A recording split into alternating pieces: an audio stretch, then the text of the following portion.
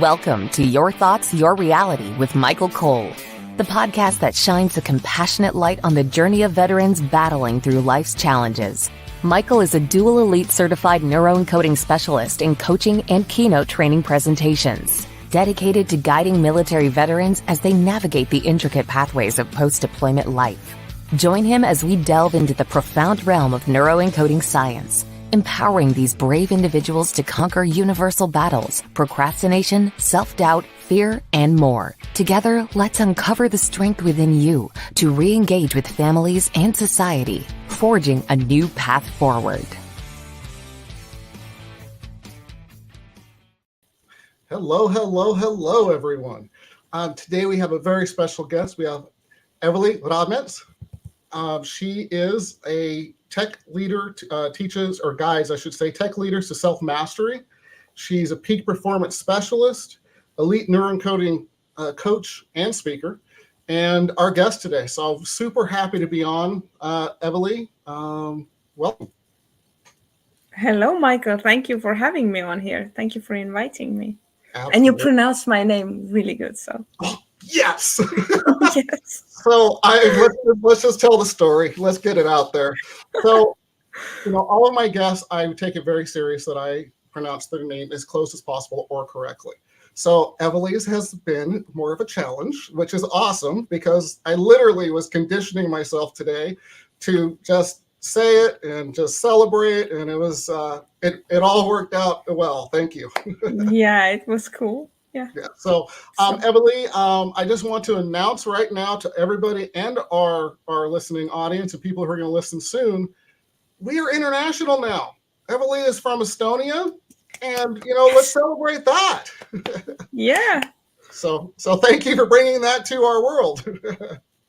So Evelyn, tell us a little bit about yourself. I know you, but tell us, so our guests and people listening later know more about you. So yeah, as you said, I am a coach, and I do focus on tech leaders. I think mostly because by formal education, I'm a mechanical engineer, and tech is my world. So from there, as I moved on to understanding how humans work and how to help and guide humans, that's my true calling. Well, then I put the two worlds together, tech and humans and leadership, and here I am, a coach for tech leaders. Fantastic. And for this show, I am not a veteran. However, many of my family members are, and my dad and my grandfather. So I've learned a lot from them, and here I am. Yay. To share. So, and I know, again, I'm going to tell another little story, but a couple of weeks ago, we were on a training with someone in the Neuroencoding Institute, and Evelyn was saying, yeah, she's gathering stories and talking to her family. So I was really excited that, well, you put the effort into it, obviously, which is awesome. I wouldn't expect anything less from you. But just that, you were excited about being on here and creating a value, giving value. So we appreciate it. You don't even know what a beautiful gift you gave me, because I would not have thought about talking to my father like that and gathering those stories. So I'm not going to cry, but that brought us closer. And so thank you. This little nudge, it had a cascading effect. So that is so fantastic. I'm grateful. I literally got chills, lady. Thank you. That's fantastic. It's amazing how little things that come into our lives open up these other doors and create gifts. So I'm happy it worked out for both of us. So what I'd like to start off with, if you're good with it, let's talk about the military family.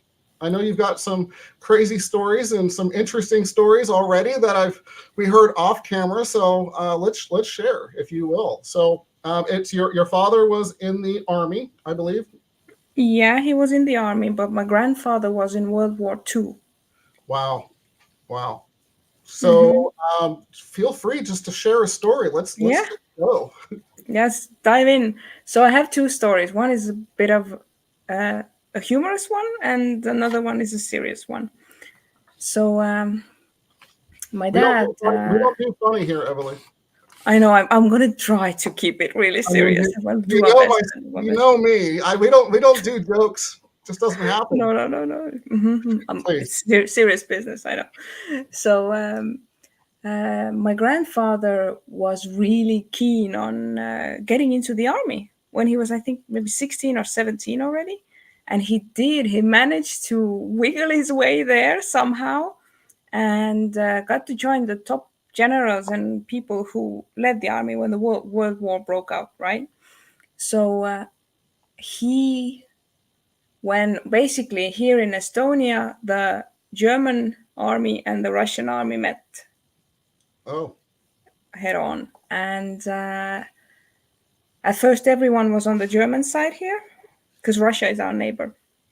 And when they came in, my grandfather, it was like rushed news. It just happened, like it usually just happens. You never like right. know beforehand, usually, unless you're at the top. But so he got the news, and when the bombing started, and like he was in the artillery where all the like explosives were Right. when they started. So he was hiding in that room, and everything was fire, gunfire, everything. He was sitting with bombs and everything, and he was like, "Okay, I don't know. I'd want to be the one there. here." Yeah, Yeah. I don't think I'd want to be in there. But somehow he managed his way out and like took this, I don't know how you call it, in his rubber boats, hopped on a river Uh-huh. with two guys. Everyone got shot. Somehow he survived. Oh, wow. And so he went down the river and he found this German uniform. And I don't, the adventure lasted a couple of days. He was really hungry, starving, cold, everything. And then he had enough. He was so pissed at the situation that, and hungry, I bet. that he marched into the German camp where all the military personnel were. With the He uniform. marched into, yes, with the fake uniform that he found, marched in there, took a seat in the cafeteria, ate his stomach full, just looked at everyone as he was one of them. I don't know how long he was able to be there or sit there. That part is missing. But finally, someone started asking, like, "Who are you? What are you doing here?" Did he And then they speak found out. German? Well, maybe a few words, but like the accent and everything, he tried to like talk his way out of it or wiggle his way out of it, but he failed.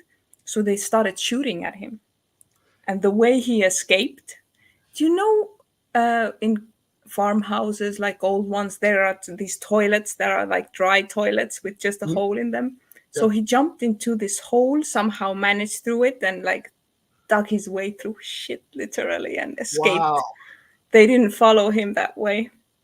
No So shit. that Uh-huh. no shit. that was the crazy story. Like Wow. Imagine the, and I'm sure he discussed it, knowing gunfire. me. Yeah, he Yes. managed bullets. Imagine just the adrenaline, everything had to been going through his mind. And did he go, I kind of deserve this?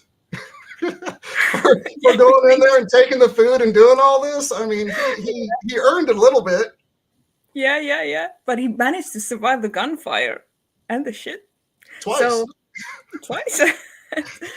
Wow. But he didn't get lucky. He didn't get lucky afterwards because the Russians got him then Oh, and deported him to the Siberian concentration camps.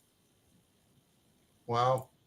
And there, like, I'm not gonna go into those brutal stories unless you want me to, but like, I maybe a little would be okay. We don't want to get too crazy and yeah.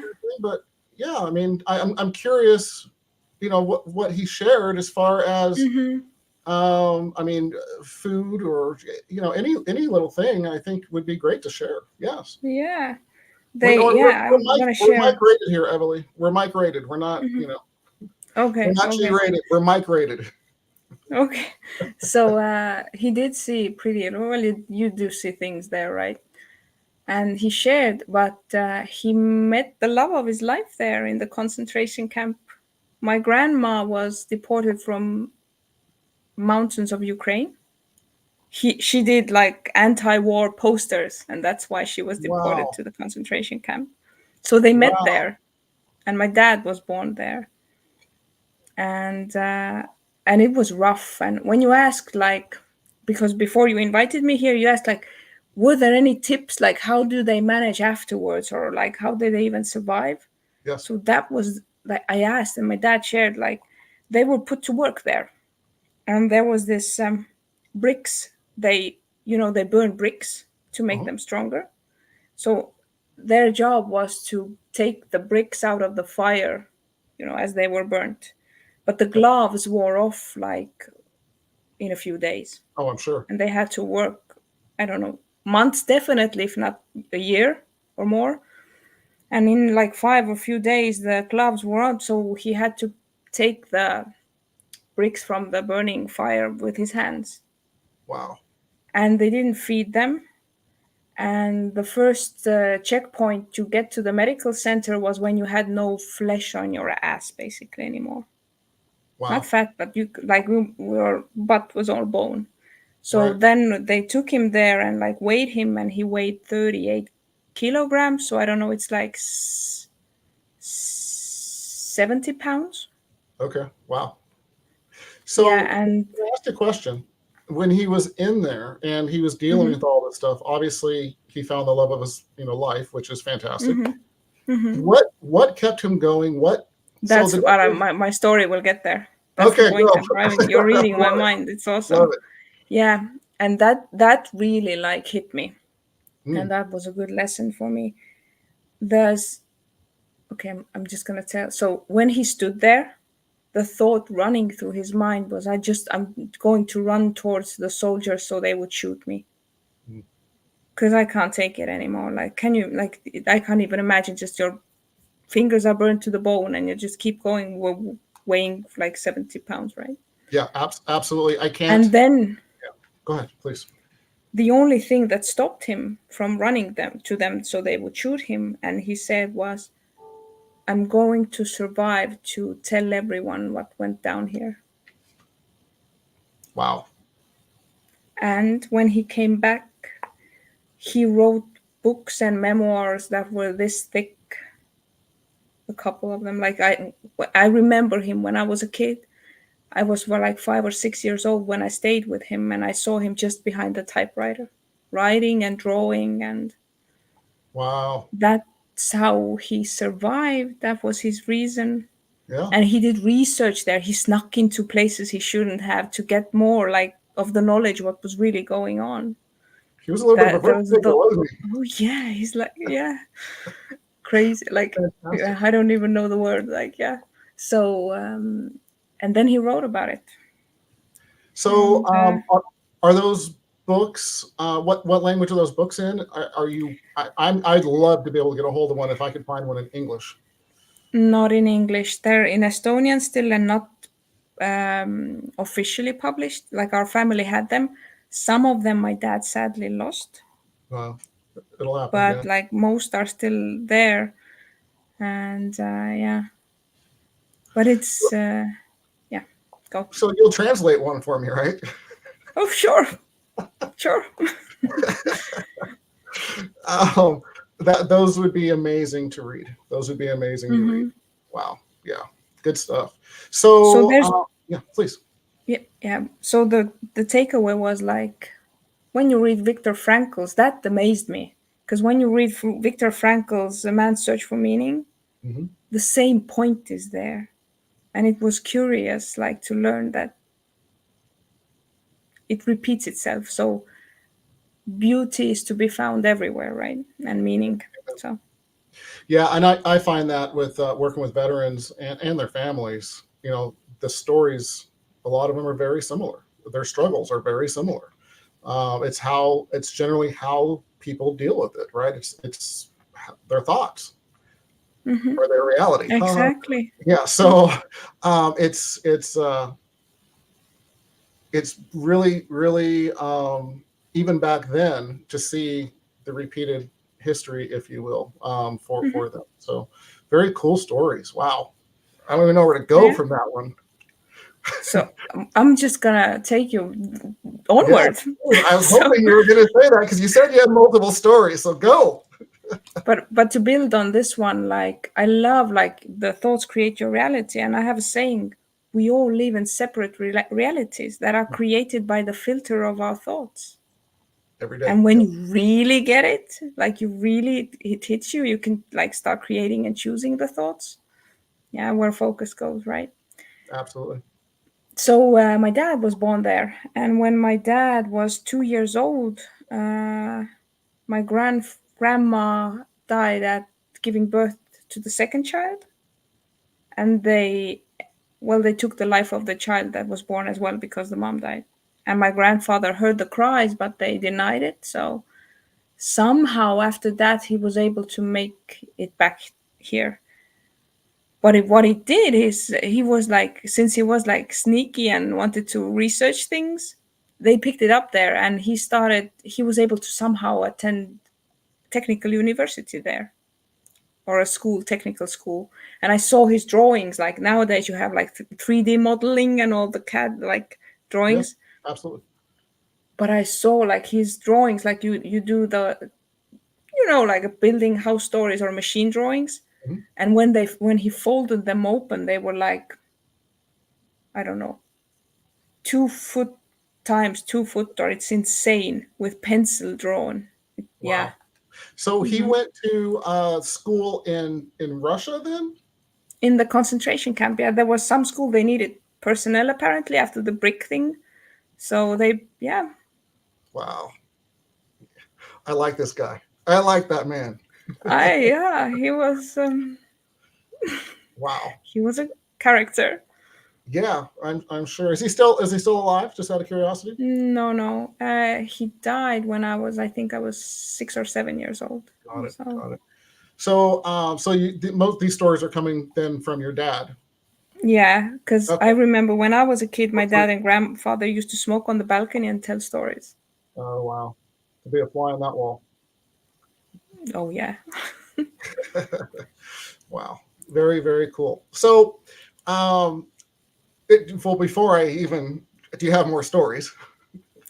Well, my dad had some as well. Well, let's go. Well, my dad is similar character. Talking. The things he did, like the same way he got like in the army, he was like, you had no choice. He was taken to the Russian army, and the things he saw and beatings and everything, and he just snuck away, researched things, like snuck to find out what was really going on. And it's a similar thing, like he was like something was going on, and he also took someone's clothing, maybe he learned from grandfather, I don't know, and marched to a meeting of something, some sorts, offering a deal to draw something, some plans or something, and basically talked his way into becoming the military's artist who would draw bridges and plans and schemes so he wouldn't have to do the things he didn't want to do. So, I'm thinking yeah. movie. I'm thinking movie. I'm thinking I need to ask him more and learn. Please, and can we just get on a Zoom call and do this? Wow. Wow. It's cool, yeah. So you're saying just thinking outside the box and doing these Mhm. kinds of things just kind of runs in the family, it sounds like. Well, we'll see. I think it already does, lady. Mastering So thoughts, yeah. say that again. I apologize. Mastering thoughts. Oh yes, absolutely, absolutely. So they kind of went through, well before again. Sorry, I do not No, want to no, stop these go. stories. Are there more Ask. stories? Are there more stories? There, I not to come to mind right now. Not Okay. relevant ones. Do Okay. ask. Oh, awesome. Thank you, first of all, for talking to. I know it's a blessing for you, but you don't even know how big of a blessing it is for me. And I mean, people are going crazy on the chat. So it's a fantastic, amazing story. So thank you. I'm honored you took the time to do that for us, and obviously it's awesome. It was for you as well. So thank you. Yeah, thank you too. So you're very welcome. So we'll have you back on next week. Go talk to Dad. So success stories are really important for us, coming out of the military. That's really what this show is about, and what I work towards, for what I'm doing. Mm-hmm. It's really Mm-hmm. important is that transition, and finding those ways to take the bad Mm-hmm. and turn them into the good, right? The meaning that we give them, right? Our thoughts. Yep. So what are some of the takeaways that you had from talking to, well, I'll even go with your clients, your grand Mm-hmm. or your dad, of course, that he really worked with, that got him to that next level. Besides, obviously, I'm going to expose, all of this, which was amazing. Mm-hmm. Mm-hmm. So for my grandfather, it was the writing and the art. And what he started doing, you find something for your soul, is what Mhm. I've learned, is one of those. So he started collecting old stamps, coins, and philately is, I don't know how it's in English, like collecting things. Yeah, And he had the memorabilia. biggest, yeah, he had the biggest collections of old coins and stamps in Estonia that was sold at an auction later on. So he dedicated his life to writing about what happened, making sure in his own way it would never get repeated again. So Mhm. that gave the pain meaning, Yeah, right? yeah, And then drawing, I think that was for his soul, yeah. the art, the beauty of it. And then collecting things. I think since he was a researcher, right? He liked to search for things and collect and, yeah, and Absolutely. created. Yeah, absolutely fits for that model of person, obviously. And Mm-hmm. so the things that he collected, I heard you say it was sold at auction. Was that it was sold at Yeah. auction and he got it After back? his death. Oh, got it. After Okay, his death.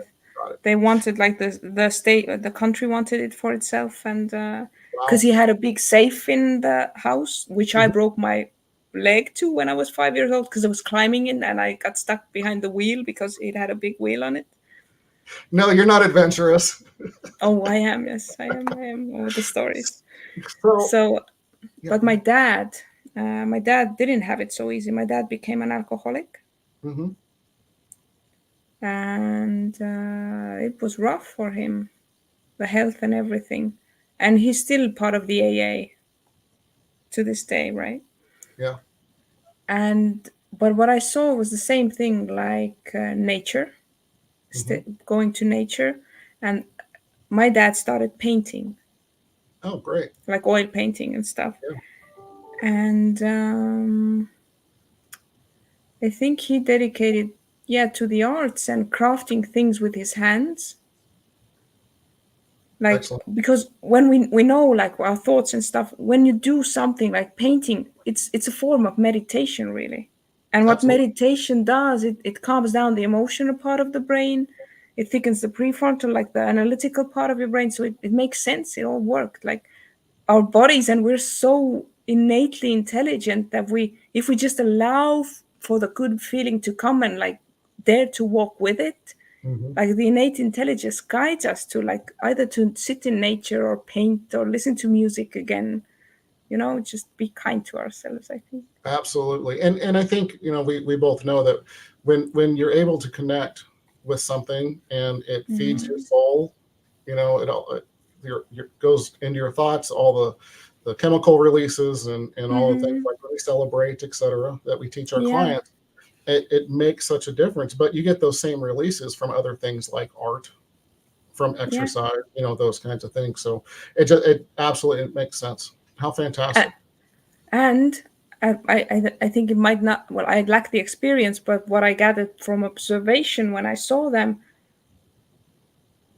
they had each other because they had gone through a similar thing, so they could talk to each other and share.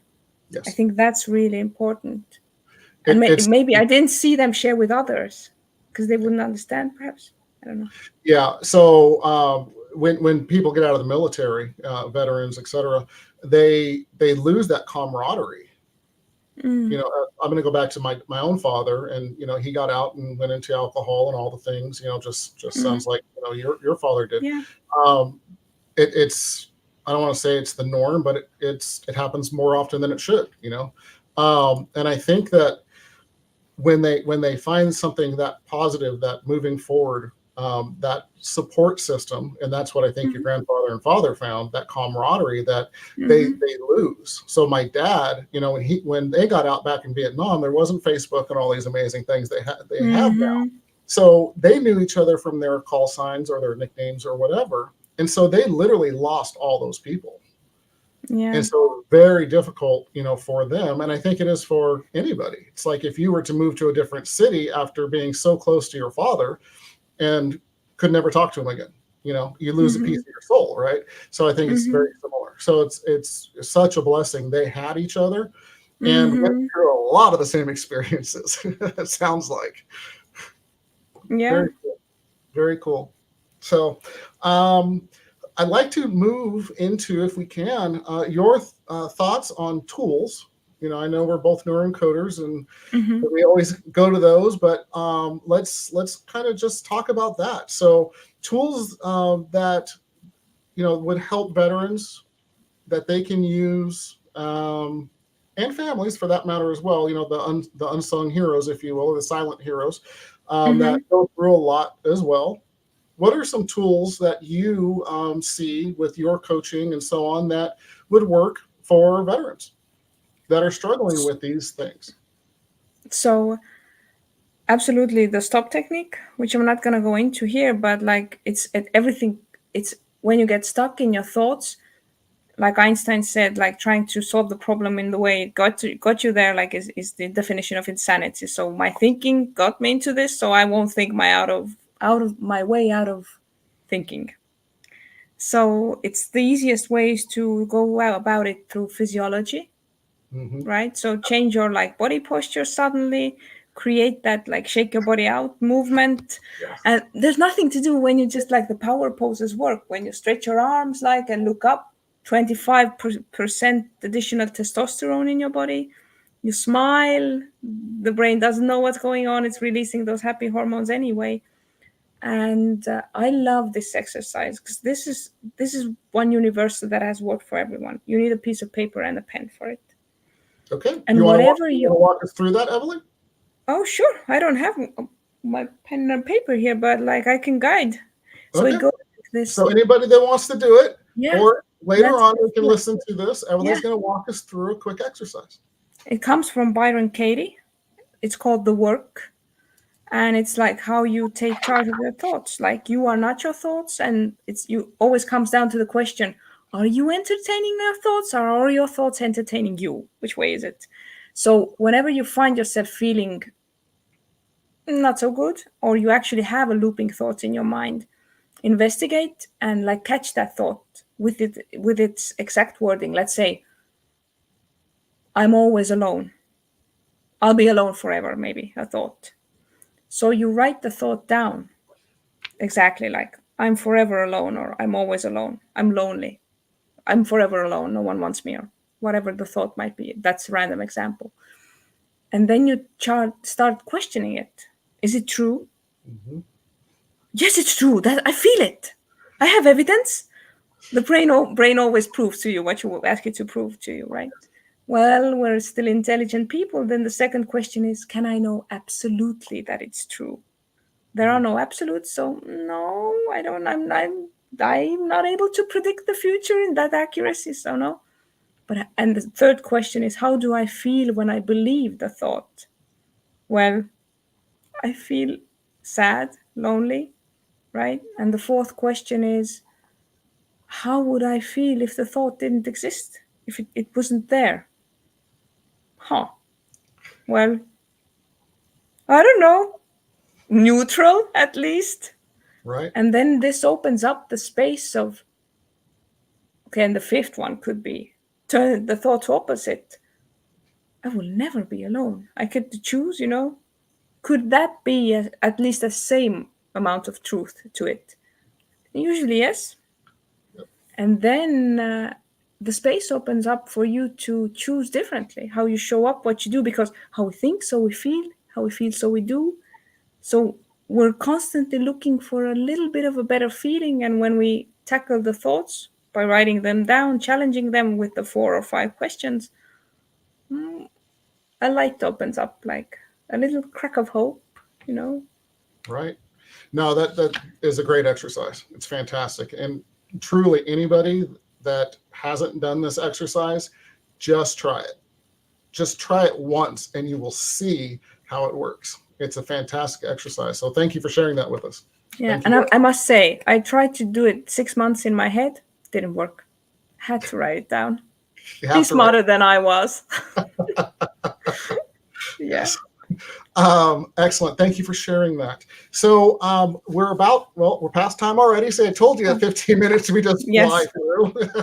So what I'd love for you to do is if you can share 3 tips for our veterans or their families on how to get further faster, whether it be, you can't use the same tip you just did though. That's not fair. You have to have three new ones. How to get further faster during transition or after transition in life. So I'm just going to go whatever comes to me right now. First thing that pops to mind is when you're going through hell, don't stop. You don't want to stop. Keep moving. You will get out of it. That's number one. I love that. Second one is be kind to yourself. Stick like when you were 4 years old, stick that picture to your screensaver or phone and look at that kid. Be kind to yourself. That's where everything begins. If you can't love yourself at first, or if you've been distanced from love, like kindness is in everyone. Be kind to yourself first. And the third one is shake your butt. Just shake it with or without music. That will create the happy hormones because it's produced in the gut. So just shake your ass. Music would be better. Yeah, if you have attitude, I promise, the goofier you get with it, the more you smile, and it just releases all the good chemicals from your brain. So, it's brain science. I love it. I love it. Thank you so much. Emily, if people want to get a hold of you, how do they get a hold of you? Just Google my name or Facebook my name, and you can find my social media. And I'm just working on my website, so everything's in construction. There you go. So. Excellent. So, if you have questions for Emily, of course, reach out. Emily, it's been an absolute blast. Thank you so much for coming on here. Thank you. Time, of course, is the most precious resource we have as humans. And thank you for spending 33 minutes with us. So absolutely, really appreciate you for doing this. Thank you. I appreciate you too. Thank you. And thank you to everyone for their presence and attention. Awesome. Last couple things on the top right-hand corner of the screen there, the blue QR code. Everybody, please, scan that. There are all kinds of resources for veterans. There are free ebooks I've written. Reach out. Please check this stuff out. The resources are important for you guys. So I think that about covers it. Emily, you got anything else? Sending love. Awesome. To everyone. Yes, you were amazing. Can't wait to see you in about a week. So yeah, I'll be playing with you. All right, thank you, everybody. Thank you for joining us. And you know the drill. We're out of here. Thank you for joining us on another insightful journey of Your Thoughts, Your Reality podcast with your host, Michael Cole. We hope the conversation sparked some thoughts that resonate with you. To dive deeper into empowering your thoughts and enhancing your reality, visit empowerperformancestrategies.com. Remember, your thoughts shape your reality, so make them count. Until next time, stay inspired and keep creating the reality you desire. Catch you on the next episode.